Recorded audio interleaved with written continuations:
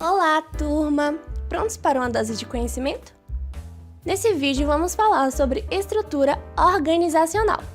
Primeiramente, o que é estrutura organizacional? De modo geral, é uma representação da forma como o capital humano é alocado na empresa, com base nos objetivos traçados para o negócio.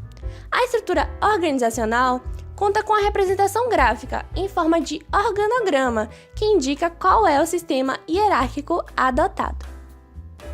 A estrutura organizacional pode ser classificada de duas formas: informal e formal.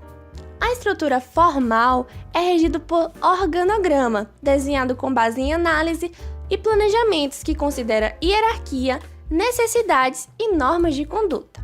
É documentada e evidente aos membros da organização.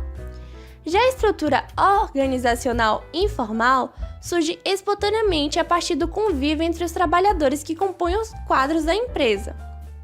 As duas estruturas podem coexistirem, mas também podem conflitarem, pois a estrutura informal possui interesses próprios que podem ou não estar alinhados com a estrutura formal. Agora, quais são os tipos de estrutura organizacional? Existem diferentes tipos de estrutura organizacional, dos mais tradicionais ou chamados clássicos a outros considerados mais inovadores e modernos. Cada um possui um objetivo, além de vantagens e desvantagens. A primeira que iremos falar é a estrutura linear, também conhecida como estrutura hierárquica, vertical ou piramidal.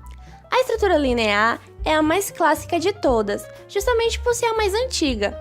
Ela se baseia na organização dos antigos exércitos, em que cada pessoa responde à outra, que está em um nível hierárquico logo acima, sem haver sobreposição. O desenho é de uma hierarquia bem estruturada, na qual o poder tende a estar mais centralizado. As vantagens da estrutura linear: é uma estrutura simples, de fácil entendimento e bem econômica. Todos conseguem entender a quem deve responder. É bastante comum e aceita, mas tende a funcionar melhor em pequenas empresas.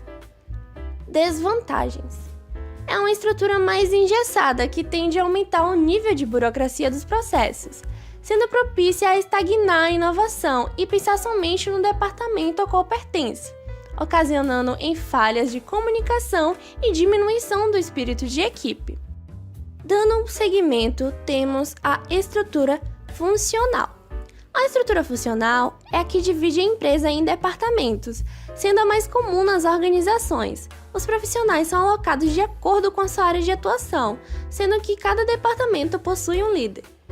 Vantagens: acaba sendo um incentivo à especialização, porque só atuam em um departamento. Contribui para o maior nível de cooperação entre os membros daquela equipe e funciona bem para empresas de maior porte. Desvantagens: pode dificultar a comunicação entre um departamento e outro, inclusive pela possibilidade de algum conflito ou sobreposição de lideranças. Dando prosseguimento, temos a estrutura matricial. A estrutura matricial faz parte dos tipos clássicos, como as apresentadas anteriormente, mas é a mais moderna entre as três. Isso porque organiza com base no departamento ou função e no projeto que vai ser executado. Empresas que seguem a estrutura matricial têm equipes multidisciplinares, lideradas por gerentes de projetos. Vantagens: equipes multidisciplinares tendem a ser mais adeptas à colaboração e podem executar processos e projetos mais rapidamente. Desvantagens: a dupla liderança pode abrir margem para problemas no processo de tomada de decisão, além de deixar os colaboradores confusos quanto a quem reportar qualquer coisa. Seguindo, temos a estrutura divisional. A estrutura organizacional divisional é usada quando existem diferentes frentes de produção na empresa, separadas de acordo com o seu objetivo. Essa forma de organização se aplica em empresas que trabalham com produtos variados, atendendo a diferentes públicos ou regiões. A empresa se divide em frentes independentes e autônomas, cada uma responsável pela produção de um produto ou por um serviço. Um exemplo é a indústria de bebidas, que pode ter uma divisão inteira responsável pela produção de sucos naturais ou outra para a produção de refrigerantes. Vantagens: a independência entre as divisões permite que cada uma foque em seu mercado e na sua atuação, o que viabiliza tomadas de decisões mais rápidas. É possível evitar sobrecargas de nível estratégico, permitindo que cada divisão adote medidas condizentes com o seu público e mercado sem conflitos. Desvantagens: pode haver competitividade desnecessária entre as divisões.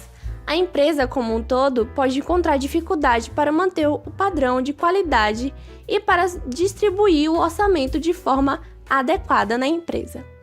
Agora, o último tipo de estrutura, a estrutura em rede. É uma forma de organização em que a empresa contrata profissionais que estejam em qualquer parte do mundo para trabalhar remotamente. A estrutura em rede aparece entre as mais modernas, tendo ganhado força em novas formas de situações, como o home office. Assim, a comunicação, interação e entrega de resultados é feita por meio da internet. Mas é bom ressaltar que a estrutura em rede já existia antes do trabalho remoto se tornasse comum. Por exemplo, as empresas que fazem venda por catálogo com apoio de consultores já atuavam dessa forma há muitos anos, desde antes de a internet ser tão presente em nossas vidas. Vantagens: empresas que seguem essa estrutura organizacional têm custo administrativo mais baixo e uma possibilidade mais ampla de atuação, já que podem ter colaboradores pelo mundo afora. Desvantagens: a distância física pode se tornar um desafio para a gestão de pessoas, além de fazer com que a empresa seja altamente dependente de sistemas e da internet de um modo geral. Assim, para finalizar esse vídeo, eu vou destacar para vocês a importância de definir a estrutura organizacional da empresa. Definir a estrutura empresarial é mais do que uma simples burocracia. Há propósitos claros e benéficos, importantes também. O desenho dessa estrutura ajuda a entender o fluxo de processos e comunicação, favorecendo a produtividade, o relacionamento com os stakeholders e a conquista de objetivos. Também permite otimizar o tempo, melhor organização, maior controle. Tudo isso contribui para um melhor clima organizacional da empresa. Assim encerro o vídeo e obrigada pela atenção de vocês.